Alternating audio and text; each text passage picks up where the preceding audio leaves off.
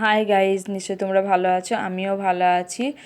সকলকে শুভ নববর্ষ জানিয়ে আর শ্যামার তৃতীয় অধ্যায়টা শুরু করছি। শ্যামা চলে গেল তার বান্ধবীর বাড়িতে ওকে আনতে, কারণ শ্যামাকে ও সাজাবে তাই। শ্যামার মা বাবা খুব চিন্তায় ছিল যে তাদের মেয়েকে পছন্দ করবে কি না। ঠিক এই চিন্তা করতে না করতে ছেলের বাড়ির সকলে এসে হাজির ইতিমধ্যে। তখন শ্যামার বাবা মা তাদের ঘরে নিয়ে এসে বসান, দিয়ে শ্যামার বাবার সাথে তারা কথা বলতে থাকেন।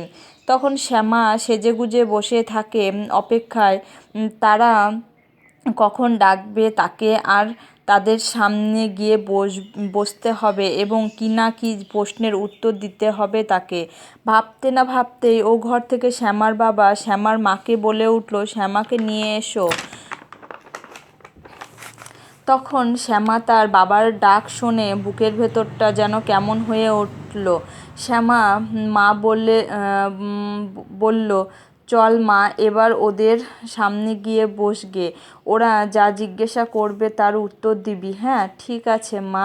শ্যামার মা তার হাতে চায়ের ট্রেটা ধরিয়ে দেয় এবং বলে দেয় যে তাদেরকে আগে হাত জোড় করে নমস্কার করবে, তারপর তাদেরকে একে একে চা দিয়ে দেবে। আচ্ছা।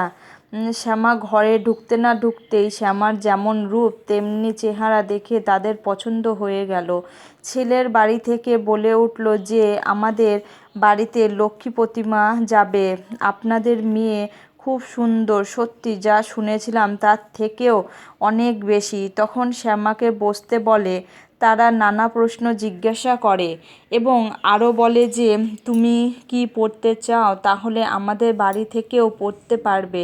তখন শ্যামা খুব খুশি হয়ে বলে ওঠে, হ্যাঁ আমি অনেক অনেক পড়তে চাই, আমি মানুষের পাশে দাঁড়াতে চাই। তখন শ্যামার হবু বর বলে ওঠে, ঠিক আছে। ছেলের দাদা শ্যামার মা বাবাকে বলল, ওদের একটু আলাদা কথা বলতে দিন, ওরা দুজনকে একটু আলাপ করুক। ঠিক আছে, যা মা, শ্যামা জামাইকে নিয়ে ও ঘরে যা। তখন শ্যামা তার হবু বরকে নিয়ে ওই ঘরে গেল, দিয়ে শ্যামা বলল, বসুন। তখন শ্যামার হবু বর বলে উঠল, বসুন বলো না, তুমি করেই বলো বা নাম ধরে ডাকতে পারো। শ্যামা বলল, ঠিক আছে, তোমার নাম কি? ছেলেটি বলে উঠল, আমার নাম শ্যাম। জানো শ্যামা, তুমি খুব সুন্দর। শ্যামা একটু লজ্জা পেয়ে মাথা নিচু করে দাঁড়িয়ে থাকলো। তারপর শ্যামা জিজ্ঞাসা করে উঠল, শ্যাম তুমি আমায় পড়াবে তো? আমি না পড়াশোনায় খুব ভালো, আমি পড়তে চাই। আচ্ছা, আমি তোমায় কথা দিলাম, আমি পড়াবো তোমায় যত দূর পড়বে। ঠিক আছে। শ্যামা খুব খুশি হয়ে শ্যামকে ধন্যবাদ জানালো। ঠিক আছে, তবে চলো ওই ঘরে যাওয়া যাক, বড়রা সকলে বসে আছে আমাদের অপেক্ষায়। ঠিক আছে চলো। শ্যামা এসে চুপ করে বসে থাকলো। ছেলের বাড়ির সকলে চলে গেল। তারপর কয়েকদিন পরে বিয়ের দিন করতে এলো ছেলের বাড়ির লোকেরা।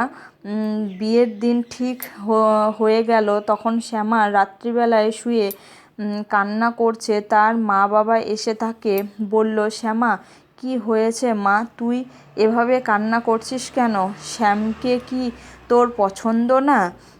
না বাবা, সেই রকম কোনো কিছুই না, আমি ভাবছি যে আমাকে ওরা ভালোবাসবে তো তোমাদের মতো করে। তখন বাবা বলে উঠল, কেন ভালোবাসবে না? তুই তো আমার লক্ষ্মী মা, তোকে কে না ভালোবাসবে? সবাই ভালোবাসবে, দেখবি, তুই দেখবি খুব সুখী হবি মা, আমি বলছি। আচ্ছা বাবা, যদি ধরো আমায় নাই দেখতে পারে তবে কি করব আমি? এইটুকু পর্যন্ত আজ তোমাদেরকে জানালাম। চতুর্থ অধ্যায়ে আবার আমি তোমাদেরকে শোনাবো। প্লিজ তোমরা সাবস্ক্রাইব করো।